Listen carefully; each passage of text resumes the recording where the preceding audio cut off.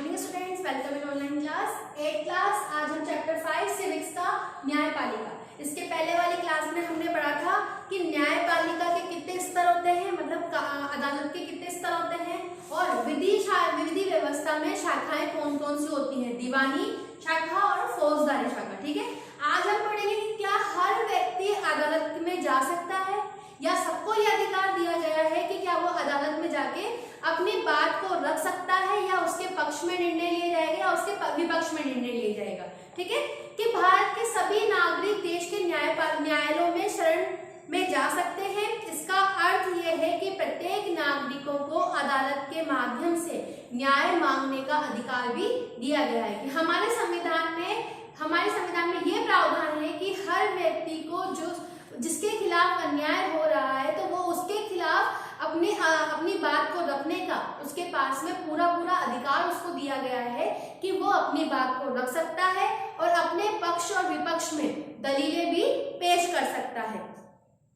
जैसा कि हमने देखा, न्यायालय हमारे मौलिक अधिकारों की रक्षा में बहुत महत्वपूर्ण भूमिका निभाते हैं। अगर किसी नागरिक को ऐसा लगता है कि उसके मौलिक अधिकारों का उल्लंघन हो रहा है या फिर वो न्याय के लिए अदालत में भी जा सकता है। अदालत की सेवाएं सभी के लिए उपलब्ध है, लेकिन वास्तव में गरीबों के लिए अदालत में जाना काफी मुश्किल साबित होता है। कानूनी प्रक्रिया में न केवल काफी पैसा और कागजी कार्रवाई की जरूरत पड़ती है, बल्कि उसमें समय भी बहुत लगता है। अगर कोई गरीब आदमी पढ़ना लिखना नहीं जानता और उसका पूरा परिवार दिहाड़ी मजदूरी से चलता है तो अदालत में जाने और इंसाफ पाने के लिए उम्मीद के लिए भी बहुत मुश्किल होती है। गरीब व्यक्तियों के लिए, क्योंकि उनके पास उतनी सुविधाएं नहीं है जो वो अदालत में जाकर अपने पक्ष को रख सके। इस बात को ध्यान में रखते हुए 1980 के दशक में सर्वोच्च न्यायालय ने जनहित PIL की व्यवस्था की गई थी। इस तरह सर्वोच्च न्यायालय ने न्याय तक ज्यादा से ज्यादा लोगों की पहुंच स्थापित करने के लिए प्रयास किया है।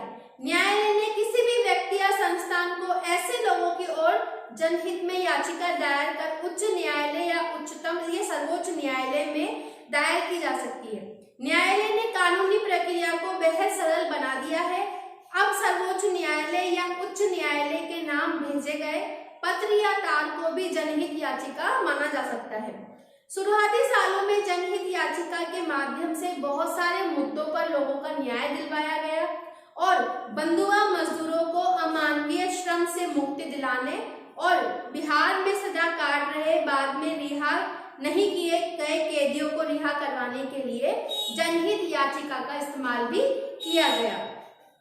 सरकारी और सरकारी सहायता प्राप्त स्कूलों में बच्चों को दोपहर का भोजन दिया जाता है और उसकी व्यवस्था भी एक जनहित याचिका के फलस्वरूप ही दी जाती है। आम आदमी के लिए अदालत तक पहुंचना और न्याय प्राप्त करना ये इस अदालत का दायित्व है।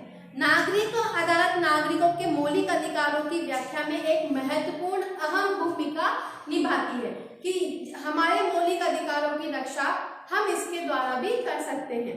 जैसा कि हमने देखा कि संविधान के अनुच्छेद 21 की व्याख्या के बाद ये कहा था कि इस जीवन के अधिकार में भोजन का अधिकार भी शामिल किया गया है, क्योंकि प्रत्येक व्यक्ति को भोजन, दोनों टाइम का भोजन मिलने का अधिकार भी हमारे संविधान में दिया गया है। इसीलिए अदालत ने राज्य को आदेश दिया कि वो दोपहर के भोजन की, मिड डे मील की सभी लोगों को भोजन मुहैया करवाए और आवश्यक कदम उठाए ताकि लोगों को भूखे सोने की नौबत ना आए। लेकिन अदालत के कुछ फैसले ऐसे भी रहे जिन्होंने आम आदमी को भी नुकसानदायक रखा है। कि बहुत सारे प्रयास ऐसे भी रहे हैं अदालतों के जिसमें नुकसान सबसे ज्यादा आम आदमी को ही झेलना पड़ा। उदाहरण के लिए कि गरीबों के आवास अधिकार जैसे मुद्दों पर काम करने वाले कार्यकर्ताओं का मानना है कि बस्तियों और झुग्गी झोपड़ियों को बेदखल करने के बारे में अदालत द्वारा दिए गए हाल के फैसले पुराने फैसलों के विरुद्ध है। हाल के फैसलों में झुग्गी वासियों को शहर में घुसपैठियों की तरह देखा जा रहा है कि जो झुग्गी झोपड़ियां बना रहे हैं उनको उनसे वहां से बेदखल करना, ये सब। जबकि पहले वैसे फैसलों में झुग्गी वासियों की आजीविका बचाने का प्रयास किया जा रहा था कि पहले तो इनको बचाने का प्रयास करते थे, लेकिन अब इनको वहां से बेदखल करने के लिए प्रयास करते हैं। न्याय तक आम लोगों की पहुंच को प्रभावित करने का एक मुद्दा ये है कि मुकदमे की सुनवाई में अदालत कई साल लगा देती है। उसमें क्या करते हैं, समय को बहुत बढ़ा दिया जाता है कि उनको उसमें बहुत साल लग जाते हैं। परिणाम स्वरूप जो केस चल रहा है उसका वो व्यक्ति ही नहीं देगा जब तक उसका जवाब आता है तब तक। इसी देरी को ध्यान में रखते हुए अक्सर ये कहा जाता है कि इंसाफ में देरी यानी इंसाफ का कत्ल होना, कि इंसाफ मिलने पे सही व्यक्ति को इंसाफ मिलने में काफी समय लग जाता है। इसके बावजूद इस बात से इनकार नहीं किया जा सकता कि लोकतांत्रिक भारत में न्यायपालिका ने एक बहुत महत्वपूर्ण भूमिका निभाई है। न्यायपालिका ने कार्यपालिका और विधायिका की शक्तियों पर भी अंकुश लगाया है, कि जो कार्यपालिका और विधायिका की शक्तियां हैं उन पर भी रोक न्यायपालिका के द्वारा लगाई गई है और नागरिकों के अधिकारों की सुरक्षा भी की गई है।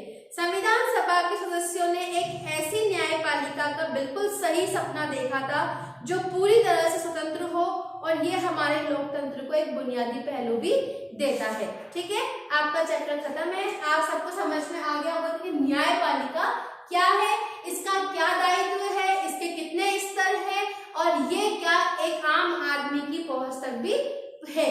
ठीक है, thank you, have a nice day.